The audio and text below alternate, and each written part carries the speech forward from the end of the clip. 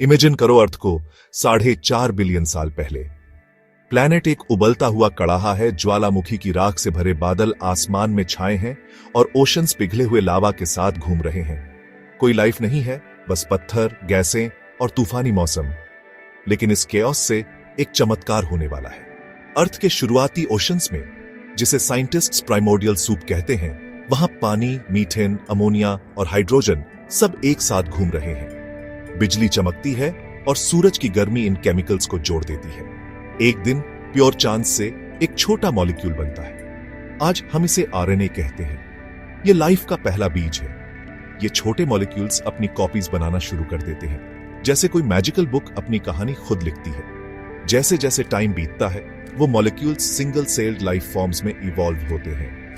ये बैक्टीरिया के पूर्वज हैं, प्रोकैरियोट्स, जो ओशंस की गहराई में पलते हैं। कुछ सूरज की रोशनी से एनर्जी लेते हैं, दूसरे गर्म अंडर वाटर वेंट्स से, और फिर कुछ जैसे साइनोबैक्टीरिया फोटोसिंथेसिस का पता लगाते हैं। वे ऑक्सीजन छोड़ना शुरू कर देते हैं, जिससे अर्थ का एटमॉस्फेयर बदल जाता है। इस ऑक्सीजन की वजह से समुद्र नीला हो जाता है और लाइफ के बिल्कुल नए फॉर्म्स पॉसिबल हो जाते हैं। मिलियंस ऑन ईयर्स में ये सिंगल सेल्ड क्रीचर्स और कॉम्प्लेक्स हो जाते हैं। कुछ एक साथ काम करना शुरू कर देते हैं, जैसे दोस्त एक घर बना रहे हैं। और इस तरह मल्टी सेलुलर लाइफ का जन्म होता है। पहले सिंपल स्पॉन्जेस समुद्र में दिखाई देते हैं, फिर जेलीफिश जैसे क्रीचर्स। ये एनिमल्स तैरते हैं, शिकार करते हैं, और धीरे धीरे लाइफ की डाइवर्सिटी बढ़ती है। लगभग 540 मिलियन साल पहले का टाइम देखो, कैम्ब्रियन एक्सप्लोजन। अचानक लाइफ हर डायरेक्शन में फूट पड़ती है। ओशंस ट्राइलोबाइट्स, अजीब श्रिम्प और पहली फिश से भर जाते हैं।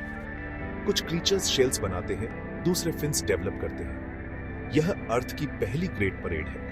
हर क्रीचर अपना यूनिक डिजाइन दिखा रहा है, लेकिन अर्थ कभी स्थिर नहीं रहती। ज्वालामुखी, मीटियर्स और बदलते क्लाइमेट्स लाइफ को लगातार चैलेंज करते हैं। कई स्पीशीज हमेशा के लिए गायब हो जाती हैं, लेकिन हर क्राइसिस के बाद लाइफ आगे बढ़ने का रास्ता खोज लेती है। कुछ फिश कीचड़ वाली जमीन पर रेंगना शुरू कर देती है। उनके लंग्स इवॉल्व होते हैं और वे एम्फीबियन बन जाते हैं। टाइम के साथ ये रेप्टाइल्स बन जाते हैं, आखिरकार विशालकाय डायनासोर को जन्म देते हैं। फिर 65 मिलियन साल पहले एक विशाल एस्टेरॉयड डायनासोर का सफाया कर देता है। लेकिन छोटे मैमल्स, चूहे जैसे छोटे क्रीचर्स बच जाते हैं। वे जंगलों, पहाड़ों और मैदानों में फैल जाते हैं। मिलियंस ऑन ईयर्स में ये मैमल्स बंदरों में इवॉल्व होते हैं और फिर हमारे जैसे बीइंग्स में। पक्षी, डायनासोर के वंशज आसमान में उड़ते हैं। समुद्रों में व्हेल और डॉल्फिन दिखाई देते हैं। आज लाखों स्पीशीज हमारे प्लैनेट को भरते हैं। कीड़े, पौधे, जानवर और माइक्रोब्स।